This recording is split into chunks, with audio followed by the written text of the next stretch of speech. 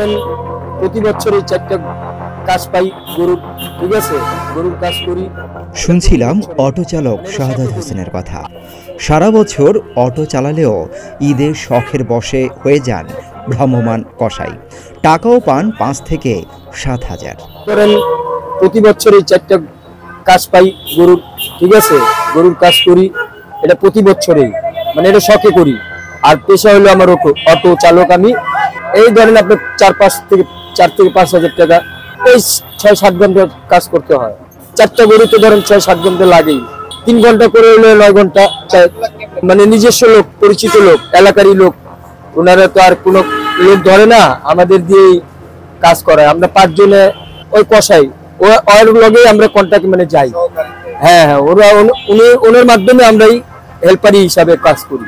মানে উনি যা দেয় তার আমরা দিয়ে নিই। প্রতি বছর এটা বান্ধা থাকে।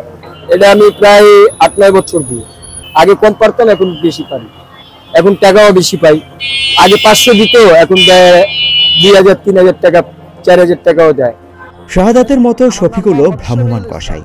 ঈদের দিন কাজ করে ইনকাম করেন 4 থেকে 5,000 টাকা। শাহাদাত ও শফিকুলের মতো আরও অনেকেই কোরবানির ঈদে ভ্রাম্যমাণ কসাই হিসেবে কাজ করেন। এসব ভ্রাম্যমাণ কসাইয়েরই কেন প্রয়োজন? মৎস্য ও প্রাণী সম্পদ অধিদপ্তরের মতে সারা দেশে কোরবানি হয় 1 কোটিরও বেশি। তার মধ্যে শুধু রাজধানীতে কোরবানি হয় 25 লাখ পশু।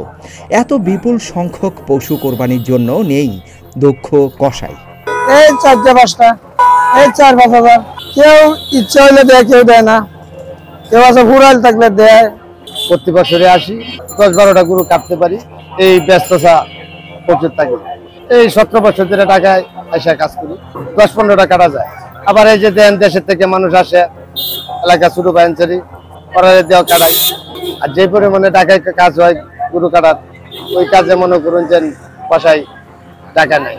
এই কুরবানির সময় মনে করেন যে কেউ 100 টাকা রেট দেয়, কেউ 150 টাকা রেট দেয়। অন্য সময় মনে করেন যে কম না, এখনো পর্যন্ত কোনো দুর্ঘটনা ঘটে নাই। ও বাকিটা হলো উপর আল্লাহর ইচ্ছা। কথা বলছিলেন আরমান কসাই। ঢাকায় 20 বছর ধরে তিনি কসাইয়ের কাজ করেন। তার অভিযোগ, ভ্রাম্যমাণ কসাইদের জন্য তাদের সুনাম নষ্ট হয়, কমে যায় আয় রোজগারও। মাংস ব্যবসায়ী সমিতির মতে দেশে প্রশিক্ষিত কসাইয়ের সংখ্যা মাত্র 11,600।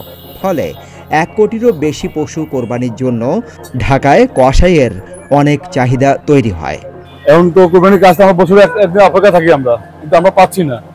ঠিক আছে, এখন যদি আপনার রিক্সাওয়ালারা, বইটিওয়ালারা এরা পাচ্ছে, এদের জন্য আমাদের কামে ক্ষতি হয়। আমাদের জন্য কামে ক্ষতি হয়। দ্বিতীয়ত আপনার যে কাজটা পায় না, চামড়া করে দেয়, গোস্ত ছাতা করে দেয়, তারপরেও পাবলিক তাদেরকে ভালোবাসে কেন? ওরা কম রেটে কাজ করে। আমাদের রেট বেশি থেকে আমরা পারছি না। ঠিক আছে, দ্বিতীয়ত আপনার যে আমার 12 বছর এই লাইনে আছে, আমরা তো অপেক্ষা করি যে 1 বছর একটা দিন পাবো আমরা, কিন্তু আমরা পাচ্ছি না। যেমন একটা সবার সিজন থাকে, যে থাকে সাইকেল, কাপড় চোপড়, মার্কেটিং, এরা পারে, কিন্তু আমরা পাচ্ছি না। অদক্ষ কসাই চামড়া কেটে নষ্ট করে। Bangladesh Heights and skins merchant অ্যাসোসিয়েশনের মতে দক্ষ কসাইয়ের অভাবে প্রতি বছর 20% চামড়া নষ্ট হয়।